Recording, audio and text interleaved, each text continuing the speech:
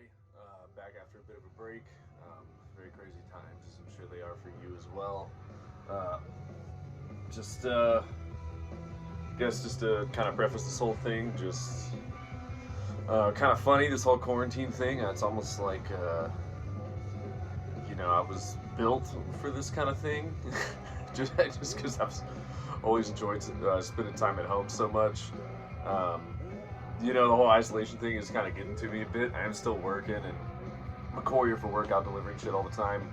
Um, it's getting to me a little bit. I wish I could have a day to, like, go to the diner, go to the record store, run some errands, like, go to the bar at night, and then I'd be good for another fucking month.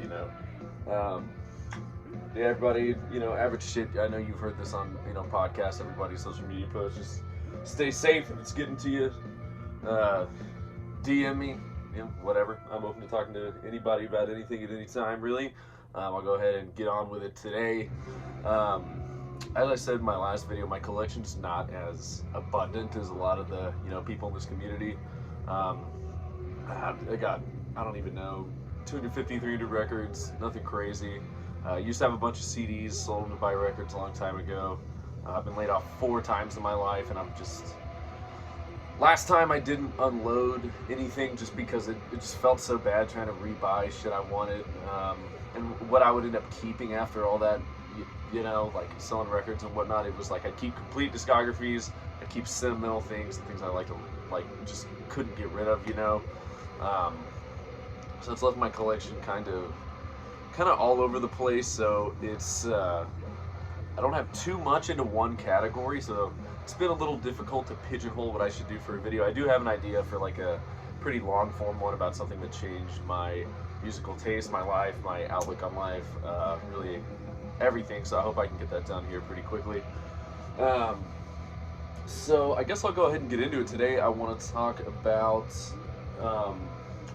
just kind of my favorites out of what I own out of like noise, ambient, dark ambient collection. I'm just saving, all the metal and other stuff for kind of longer form videos, but I just thought this would be a fun one to do because this has been a lot of just what I've been listening to recently as well. I'll go ahead and start with what kind of tipped me off to just kind of getting into something in this direction. Oh, I guess I should say before, I'm listening to that new Mama Leak right now. Fuck, I can't remember what it's called, but absolutely, actually, let me look it up real quick. Absolutely fantastic. It's like Tom Waits is like even more drunk and fronting like a super aggressive like jazz band.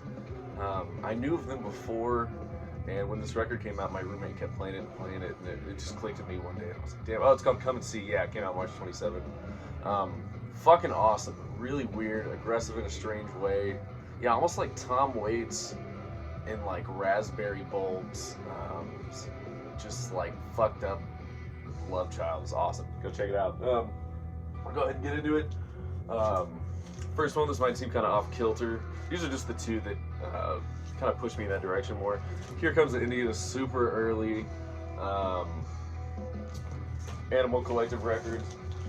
I remember, you have the hits from them just kind of being played around, your average person might be an Animal Collective fan, kind of throwing that thing around. And I got into Strawberry Jam because a lot of their songs are really fucking catchy. And one day I stumbled across this because they have like a rather large catalog, and it was nuts. It was like, it felt like you were just like on drugs without having to be on drugs, like really spastic all over the place, like super crazy panning, not really any strong structure, like very like off kilter for what they usually do. Yeah, cool fucking cover, cool back, nothing crazy about this pressing. Just super cool. Actually, first time I ever tripped, I put on this record, and it was absolutely not a good time, which I think marks for saying that it's pretty cool music. Even if, the sound of Animal Collective makes you wince at the thought of it, if you like weirder shit, give this a shot. I almost can't believe that they put this out. It's just so kind of off kilter for what they do. Definitely on some drugs when they made this one. The other two I'll mention kind of go in one swoop. This was a big one for me later on. I know you know it. The Body. everybody knows the body at this point. I know the vocals can kind of be a turnoff for some people, just the high pitched, but the use of samples and drum machines, and I like that they're not like, oh, we got to put the record out between March and September and do this album cycle and this and that. Like the body will, come out with something in December and then 6 weeks later come out with a collaboration record and then a split with somebody else the next time. Their catalog's huge and daunting. Even I don't know every single thing. But just, yeah, incredible band. Thankfully I got to see him with Lingua Ignota a while back. Just really fucking cool, especially just the dark, just strange nature of some of these tracks. Like Pre-Science on No One Deserves Happiness. I remember when it came out, I bought this and I got the download code, and I was working at a machine shop running like a 4-foot by 8-foot like flatbed CNC machine, and I would just listen to music and smoke cigarettes, and I had a pot of coffee by my station. I would just drink out of the pot of coffee all day. Actually, a really cool job. And I remember being like, oh, this is pretty cool. And Pre-Science came on and that sample hit. I was like, fuck, man. And then from there, I just kind of tried to find out more about them, and that led me to shit like Work Death, Scott Reaver, just things they had mentioned in interviews, citing as the sources of inspiration for what they do. And I was like, oh, I guess this could be the noise influenced music. I like having structure and not being the same kind of thing. And I fought against it, but I can't any longer. It's one of my favorite records, I don't even know anymore, 2018, I believe. So it's actually a pretty cool pressing. Fucking awesome record. It's got a Lingua Ignota feature on it. She's one of my all-time favorites. Just probably my favorite release from them. It's kind of impossible to know what to expect because they do something different just every fucking time. But yeah, Nothing Stirs, which I don't know if they put it out as a single or not. One of my favorite songs of all time. And then the closer, 10 Times a Day, Every Day a Stranger. Just has a sample of this man talking about his day and just how fucked everything is, and I can relate to that a lot. Yeah, it's like a cool kind of clear, milky marble. Yeah, if you don't know the body, check the body out. It was definitely a foray for me. If you always wanted to get into noise, or just hasn't quite clicked yet, this would be a good foray. It was definitely a big one for me. There's obviously a lot more than that, but these are the two that made me kind of realize I wanted to find out what influenced this, that made it as strange as it is. Let's see, what should I do next? Oh, this is an early find for me. It's a flinger band, White Suns, called Totem. Weirdly enough, I'm from Corpus Christi, Texas. I found this in the one record store that was there at the time, and have like hardly any punk. You might find a Descendants record, hardly any metal. You might find a Metallica record, that kind of thing. So I had found them like through the Flinzer, listened to them on Bandcamp. Cool shit, just really spastic, all over the place. More avant-garde than noise, really. Just super bizarre. Not something I throw on all the time for sure, but once in a while I get the itch. And I believe it's just two dudes. Production's super fucking cool, just real sloppy, over the place. Definitely something you got to be in the mood for.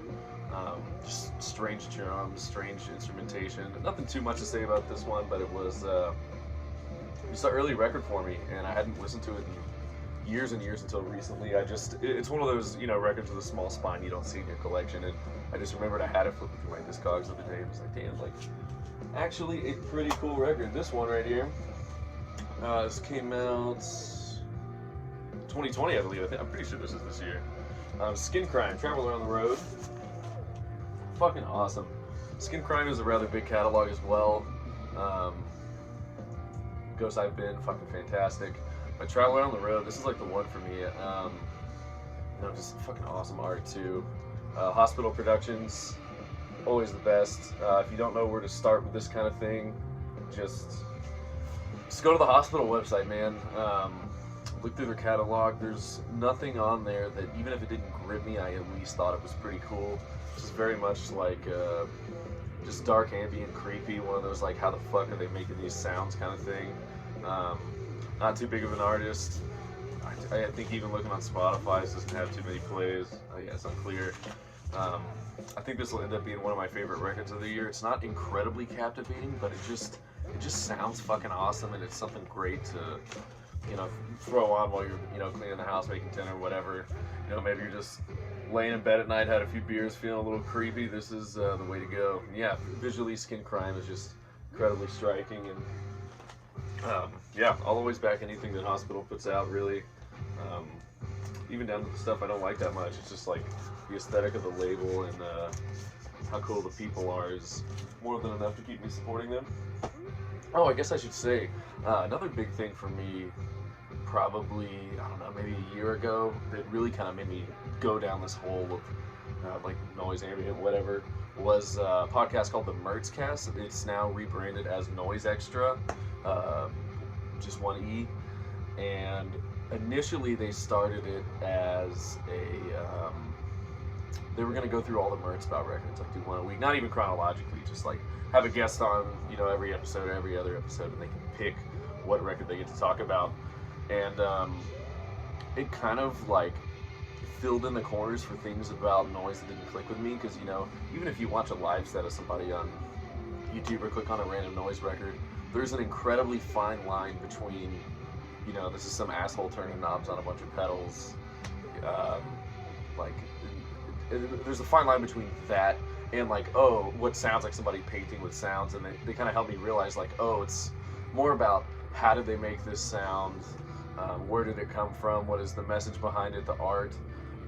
It's almost like the noise is just while it can be really artistic and cool and moving, even if it's not, you can have success by using it as a medium to push, like, just art and messages and, you know, pre-internet, the lore behind things.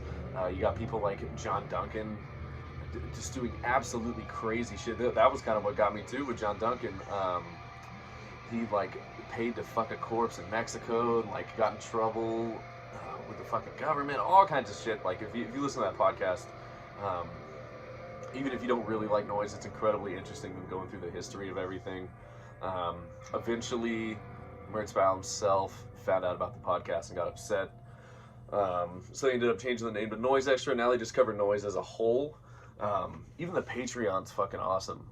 It's the only Patreon I've ever paid for, but it's Gray Holger from Hive Mind. I got one of these records, and Mike and Tara Connolly do clay rendering using Hair Police. I've got 2 of those records in this stack as well, and just really cool people. You know, this is people you almost want to be friends with. And Patreon's awesome. They have this this series called Case History, and there was, I don't know if it was a series or a box set of artists that put out a release based on like a lesser known serial killer. So they go through one of those records a month and just kind of go through the serial killer's like story, their motives, the music behind it, how it was made, yada yada. And they're just cases I'd never heard of that you can find, you know, something of online that are just way more fucked than, you know, Richard Ramirez, John Wayne Gacy, you know, Jeffrey Dahmer, whoever the fuck you want to bring up. Just like I was just driving around for work the other day listening to the second episode, just getting chills, like, man, like the world's like even more fucked than I had, you know, come to realize all this time. So we'll keep it moving so I don't make this, oh man, this video's gonna be long. Mertz Valve, Neurology, this is the fucking, you know, if you know anything about noise, you don't need me to tell you anything about this one. It's very much the, you know, the master of puppets of this world. This is some of the harsh noise wall shit that usually I kind of turn my nose up at it, but this just seems to be done right. Like, I get why it was so big, even especially the opening track in Anaranga Part 1. Just it's whole side A too, just devastating. First few times I heard it, I was like, you know, it's cool, but, you know, just like throwing headphones on and blasting it, by the time you get to track, you know, 2, 3, it has the ability to envelop you, and you just feel fucking weird, but in, you know, kind of the way that you like.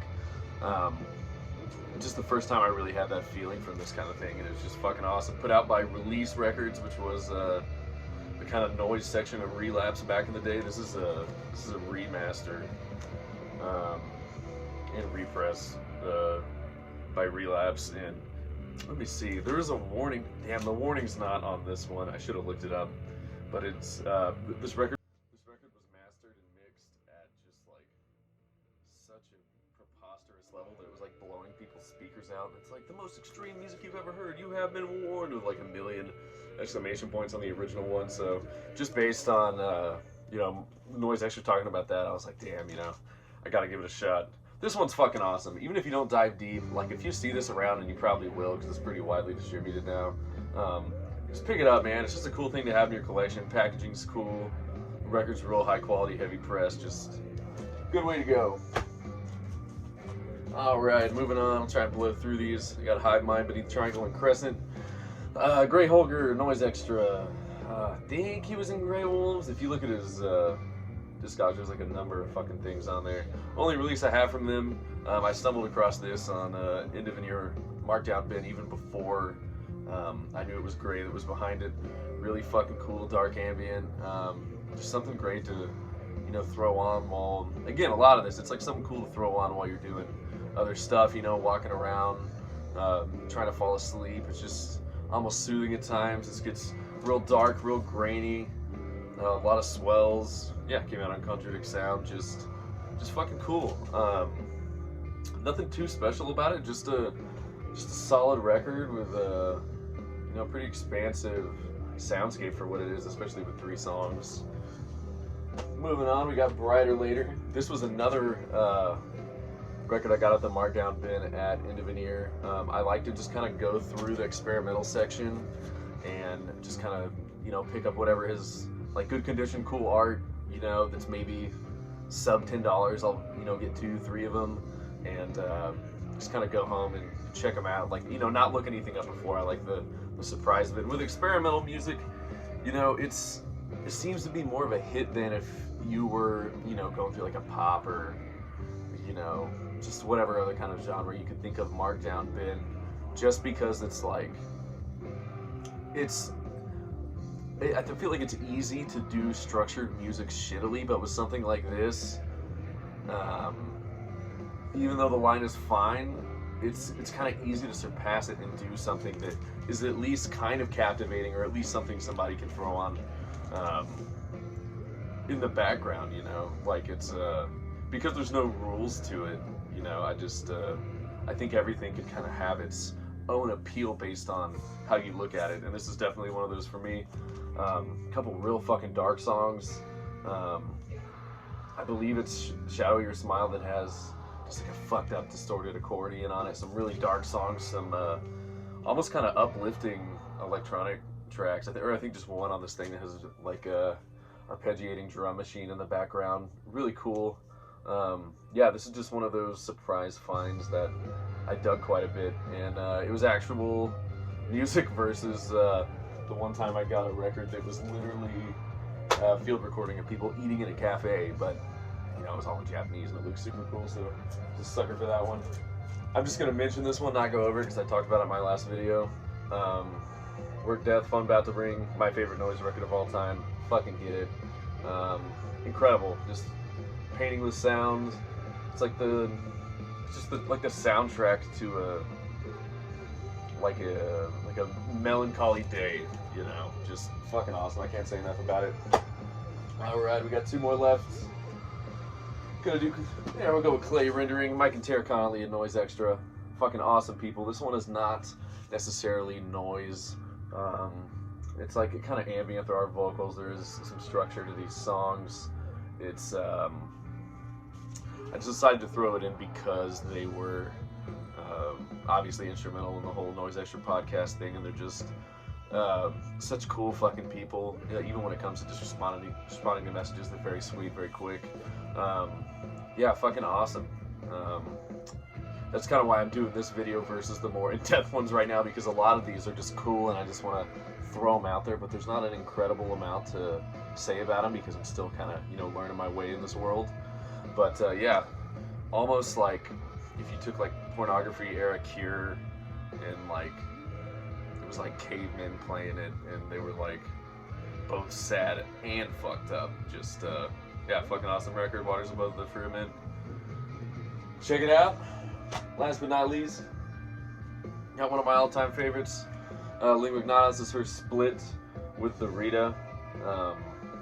She actually just has 2 covers on this. It's Girls from the Streets, that Scott Walker song, and Jolene. Everybody knows Jolene. Her voice is haunting. My favorite of all time. Absolutely fucking incredible. And the Rita is a noise legend, you know. I think it's fucking awesome that she, you know, got this collaboration with him. Just, I don't want to say early in her career because she's been doing it for a while, but just as some, knowing that it's somebody that she respects a lot, it's really just fucking cool to see. I believe this was, it was on Total Black. Even I thought it was on Profound Lore. Yeah, just really fucking cool. The covers are haunting. The Rita just does what the Rita does, and it's good. It's noisy, it's grimy, it's gritty, it's fucking scary. And yeah, awesome cover art. Really fucking cool pressing. That's about all I have for today. I believe I'm gonna be doing a video on either Constellation Records as a whole and my collection of theirs, or I'll just go ahead and spoil it. The big game changer for me musically, you know, I grew up listening to you know, death metal and fucking punk and, you know, whatever else my sister would play in my ears. But a big turning point for me, I was probably 17, 18. I saw this documentary on YouTube, and it was DIY vinyl in the 21st century. It covers, you know, Hide Your Head, Neurot, Constellation, just a ton of shit. And just because of my exposure to music at the time, it was all shit that just hadn't been just kind of put in front of me, you know, even though a lot of it is stuff that's really popular. Like, everybody knows Neurosis, everybody knows Godspeed You Black Emperor. But just the way they depicted everything and how intertwined everything was and how integral one part was from another for all of these things to work, and all this music that was completely different being kind of woven together and having its own support system and being able to self-sustain without signing contracts, you know. It was just really cool. So I want to kind of give my opinions and how it affected me on that documentary, as well as go with what I own from all of those artists and just kind of point out my favorites and talk about that. But thank you for watching. Stay safe. If you need anything, fucking hit me up. I don't know what I could do, but you never know. If you watch this, plug your band below. I posted a video the other day of just recording vocals for one of my band's newer songs. Probably going to do something else like that this week, just to try and stay productive while I'm sitting at home, so I don't, you know, sit around and, you know, drink beers and listen to music and play Call of Duty a little too much, and just try to be a little bit productive. But stay safe, be good, have a great fucking day.